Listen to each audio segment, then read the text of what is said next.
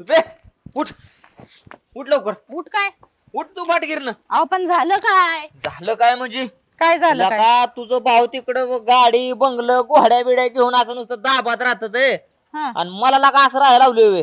म्हणजे चल इसा घेऊन यायचा आपला काय घेऊन यायचे? इसा. हा? कसला हिस्सा आणि मध्येच काय? कसला म्हणजे मग तुझं वडील जाऊन किती दिवस झालं? झाले वर्ष दीड हा वर्ष. 1.5 वर्ष झालं. हम्म. तुझं नाव लागलंय रेकॉर्डला.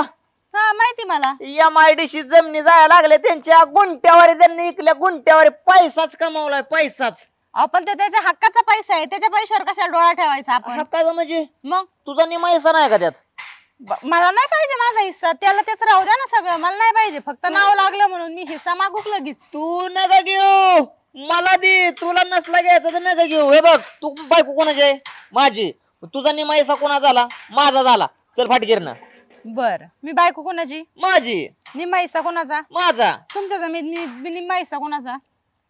तुझा आहे की? माझा आहे ना? हो, आहे की. मग माझ्या वाट्याच विकायचा का?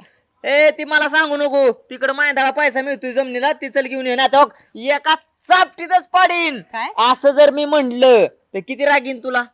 राग साधा सुद्धा नाही यायचा. हा मग मी अजून म्हणलंय का तुला तसं? हा. मग प्रेमानं सांगतोय चल. हे बघा मी काय तुमचं ऐकणार नाही आणि मला काय त्याचा हिस्सा नको, त्याला त्याचं राहू द्या सगळं. मला काय म्हणायची, मला माझं ऐका, मला काय म्हणायची हे बघा, त्याच्या जमिनीत माझं नाव लागलंय, लागलंय की? भावाच्या जमिनीत मला माझा हिस्सा लागलाय, लागला की? पण मला नकोय ना तो सगळं, त्याला त्याचं राहू द्या. उद्या समजा तुमच्या बहिणीनी तुमच्या जमिनीत येऊन हिस्सा लावला, मग काय करायचं? आलं ते बी खरं आहे तुझं. मग काय करायचं काय सांगा ना. पण तू थोडंफार तर घेऊन येऊ की? अहो पण नको, मग थोडंफार ताईंना बी द्यायचं का? द्यायचं का तुमच्या नाही बहिणीला? नाही नको नको. नाही आता का स्वतःची बहीण जर घ्यायला येते तर नको नको.